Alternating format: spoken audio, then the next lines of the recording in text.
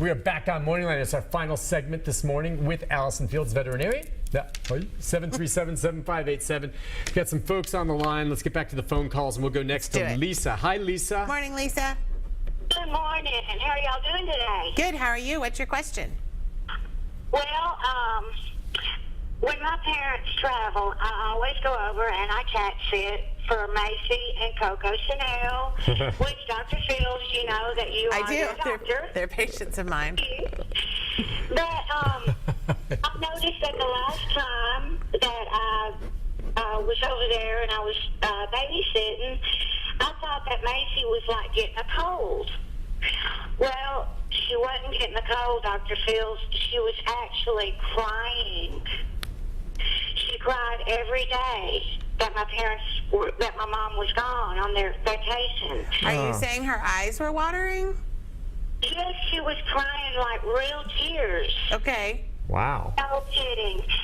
So I'm getting ready to babysit again. They're going to be going on vacation. What can I do? Well, first of all, dogs don't cry. I know it sounds really sweet to say that they cry, but they don't. I think it probably is allergies, not a cold. And so we could try doing some Benadryl and seeing if that helps, but I have a feeling that it's probably allergies. Of course, we'll tell your parents that she's crying because she misses them. Yeah, but wait a second. Wait.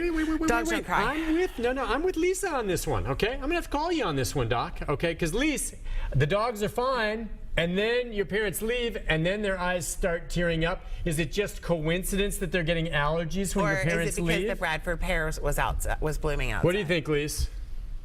Well, honestly, they're flat-faced Persian cats. Oh, they're cats. These are cats, not dogs. Okay. Cats don't cry either, sorry. Okay. But honestly, Nick, I'm telling you, Macy literally cries tears. I'm not kidding you. Now, this is Macy or Coco Chanel? Not Coco Chanel. Okay. Coco Chanel's way too above that. She's a diva. She's like, I'm fine. I don't need anybody. No, we could try some Benadryl and Macy if we need to. Yeah. But I'm not saying that she's not sad, but I've just never seen in everything, all the studies and everything, they say that dogs and cats don't cry tears because that's, I don't know. I don't know that they have the neurologic pathway to make that happen. Okay. However, give her lots of love and maybe some catnip. Yeah. Doesn't mean that they're not feeling sad, but it just doesn't manifest itself with tears. But if she does, there's really not a whole lot we can do. We could try some Benadryl. Call me at the office and I will look up her weight and give you a dose of Benadryl. We can try it. Lisa, I hope that helps. Give that a try and they'll make it. Let's go to Jewel. Hi, Jewel. Good morning, Nick. How are you? Good. What's on your mind? I just want to thank you. You're never disappointed with all the beautiful guests you have on there. So knowledgeable. Thank you. Thank you. And I do, among all the many listeners, appreciate that. Thank you. Look here, I called you here about a week or so ago, a while back, about my kitty cats. I got 4 new mommies and a total of 10 new kittens. Wow. What are you doing? About here in the country, in the cabin on a gravel road, and I don't want to take nothing away from Frontline or Advantix, but I've been using pet armor on my dog. Now with all these I've got Dolly, a mess of kitty cats, and I've gotten some of them fixed. I just can't afford to get any more fixed. I love them dearly. I don't want to hurt them, but I sure wish I could get someone to help me. There's a couple programs. There's a couple programs, Snip and Tip, I think, mainly it's for feral cats or cats that, kind of just keep getting dumped off. You may want to look into that. And there's a Pet Community Center, I think, does some low-cost spay neuters.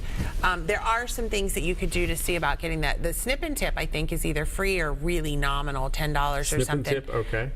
But he could look into that. And the pet armor, I by no means saying that it doesn't work. I'm just saying from what I've been told by my clients, the kind of the knockoff brands of the topical stuff, my clients are telling me doesn't seem to work as well or as long. but it may Yeah, be it working depends for on other what you people. see happening on that. There's a lot of kittens and stuff in terms of He's going to have like 400 in I know, that's the problem. very They're short going to amount of time if we multiply don't get those. exponentially. You've got to find a way. And I know that's tough, Jewel, and you care for them, and that's great. But yeah, and then giving these away if you can find good homes for them. Yeah. And well, what would you do if you had that many kittens and wanted to try to find owners for them? I call Love at First Sight. Okay. It's here in Nashville. It's associated with the I know where veterinary it is. clinic. Yeah.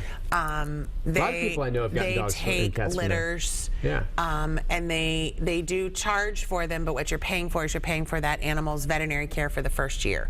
So all the vaccinations, the spay, the neuter, whatever it needs. So you're paying basically upfront for all the veterinary care for a year. Yeah. But that's who I would call. Go and see. Or And Nashville kittens. Humane. Yeah. Nashville Humane, you just call them and say, hey, I have kittens. Here's how old they are. They'll be ready to go in like 6 weeks. Everybody likes to go look at kittens and adopt a kitten. Nashville Humane's a great place. It's a no-kill facility. But you need to call now when you have baby kittens so that you can say, I reserve a spot for me in 6 to 8 weeks. Right. Gotcha. All right. Hope that helps, Jewel. Thanks for calling, my friend. Let's go to Nita. Hi, Nita. Hi. Hey, how can we help you? I'd like some information about microvascular dysplasia. I have a Shih Tzu who may have it. And also what you think of NexGard as a flea and tick preventative. Okay, microvascular dysplasia. Is this a dermatologic issue that you're worried about? No, it's with the liver, I think. In the liver. Okay. There's lots, that's why I'm asking. There's lots of different places where we can have different microvascular problems. Honestly, without doing a little bit of research, I can't tell you all of that much about it. That is kind of rare and one of those things that I don't keep in the front of my Rolodex in my brain. I have to kind of go get a little help with that. But definitely, I'm sure that your vet is working on doing some diagnostics and things like that we can figure out exactly what's going on. And as for NexGard, love it. Love it, love it, love it. Does the job. Does the job. Okay. Absolutely. Although, trying to remember if your dog has liver problems. I just went through this. Yes, you want to know if... It's high, is it ALT, I think? ALT, yeah, ALT, ALK phos. There's several. Elevated bowel enzymes also. Okay. There are some that are better or worse for liver. I think NexGard would be fine for what you're talking about. But just talk to your vet. I love NexGard. I use it in my dog. Yeah, just to make sure, run it by the dog or the vet so it doesn't hurt the dog's liver. Maybe. Oh, what kind of dog do you have? Shih Tzu. Shih Tzu? I have a Shih Tzu. Okay. Best of luck with that. She knows her stuff. She does. I can't even pronounce that condition she was saying, but... I have to use big words like that every day. big words sometimes. Good luck with that. I hope she's well. Let's go to for them. Stacy. I'm going to use them. Yes. Hi, Stacy. Hi. Hey, what can we do for you? I just got a question. I have a male cat, and I took him to the vet. I don't know how many times and spent so much money. And he has a problem to where he will not go to the bathroom. He has a problem peeing. Okay. And I don't know what to do. I have cups of water everywhere, bowls of water everywhere, and he still refuses. He is so hard-headed.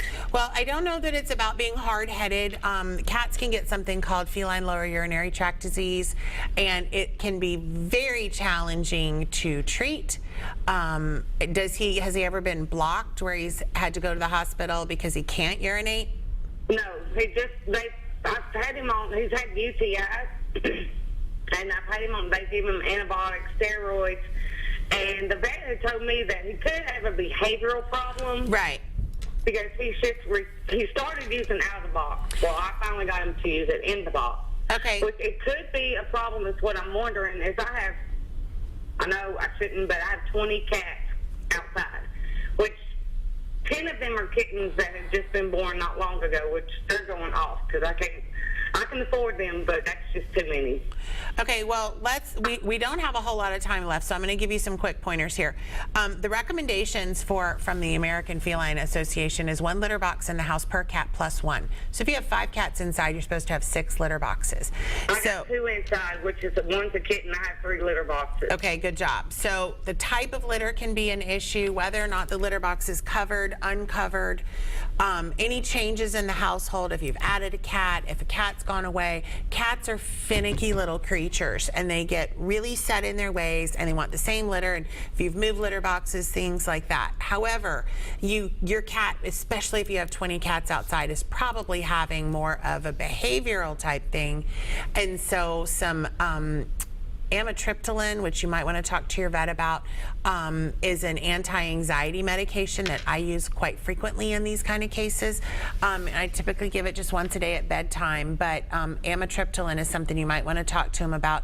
And then also there is something, and I can't remember which vet school it is, about environmental enrichment for cats with FLUTD, feline lower urinary tract disease. If you want to Google that, it's all about how to make your cat happier in the home and all kinds of stuff, which can help as well decrease his stress, which then decreases these problems. Stacy, what's your cat's name?